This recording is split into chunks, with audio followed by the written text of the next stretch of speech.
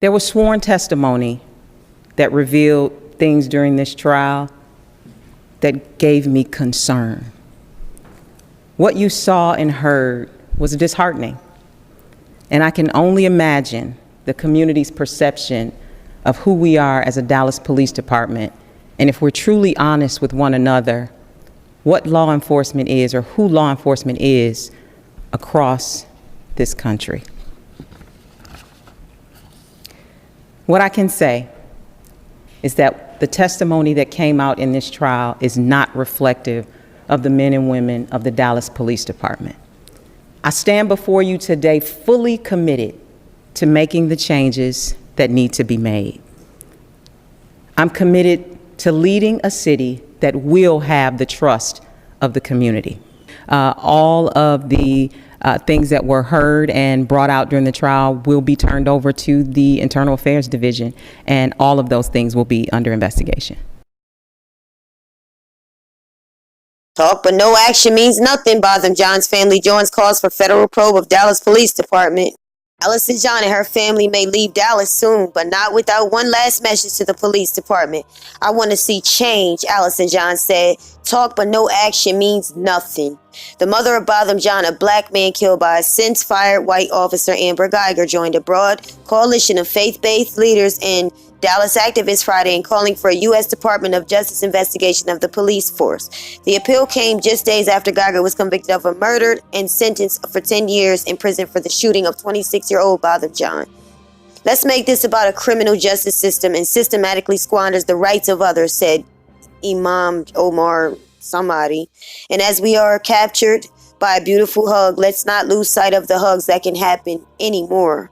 Some reporters wanted to hear more from Brent John Brothers' little brother, who gave an emotional hug to Guyger during the impact statement at her trial. Brent John said he was aware of the attention the hug had received, but hadn't realized at the time that cameras were still recording it. So what does it matter? You still hug this murderer. She killed your brother, and you tell her you love her, and you don't want to see her go to jail? Boy, what is wrong with you? You need to be investigated. I ain't happy with you, little boy. Initially hadn't planned to give a victim statement. I meant what I said, John said. And I thank God I got the courage to say it. But activists worried that the focus on the hug was overshadowing the revelation of policing actions that brought controversy during the trial. The Rev. Michael W. Waters, founder of Joy Tabernacle AME Church, said Brant John's mercy and his mother's insistence for action were the parallel strings that we must advance down together. Whatever. Forgiveness does not absolve us of responsibilities for justice, Waters said. The only one with common sense. Guyger's trial revealed details from the night of the shooting that the police department were under fire. Guyger's police partner office, Martin Rivera, who was also romantically involved with her, testified that he had deleted his text messages following the shooting. He faced criticism and calls for his resignation. Community activists also called for the resignation of Dallas Police Association President Mike Matta after a sergeant testified that Matta had instructed her to turn off a squad car camera that normally captures movements and conversations so he could talk to Guyger privately inside the car. Matta has defended his actions from that night, saying that he did not violate department procedures and that he welcomes an internal affairs investigation. He also said he would not resign for protecting officer rights. Cocky. The National Fraternal Order of Police, one of the largest police organizations in the country, on Friday defended Matta's decision to have the recording turned off, saying the conversation was privileged. They all seem to be cocky. Guyger's union representative, President Matta, would have been negligent had he not made their request, a statement from the group said. The activists called for elected officials and candidates to refuse endorsements and campaign contributions from the Dallas Police Association. The Justice Department did not respond Friday to requests for comment about the call for an investigation. The new demands from the John family and community groups came after Police Chief Huey Renee Hall said Wednesday that she was having the Internal Affairs Division review incidents made public during the Guyger's trial. It does not reflect where I want to take this organization, Hall said Wednesday. I stand before you today fully committed to make the changes. On Friday, the police department said in a written statement, we understand the concerns of the John family and the community. Chief Hall has already addressed her willingness and commitment to make necessary changes to the department.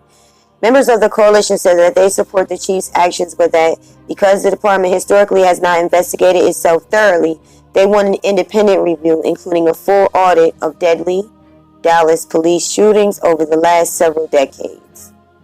I wonder if they're doing this only because people are protesting and making noise. And I hope this is just not something they're doing as a blowover, just to shut people up and thinking that it will all just go away.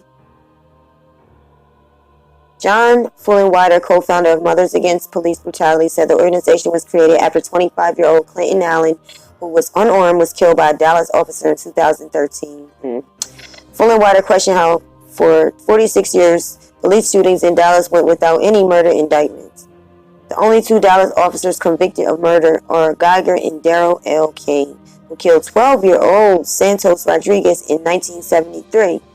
In an attempt to force a confession in a theft case, Kane played Russian roulette with the child, killing him in the back of a squad car. Kane was sentenced to 5 years in prison, but served only 2.5. Oh my God.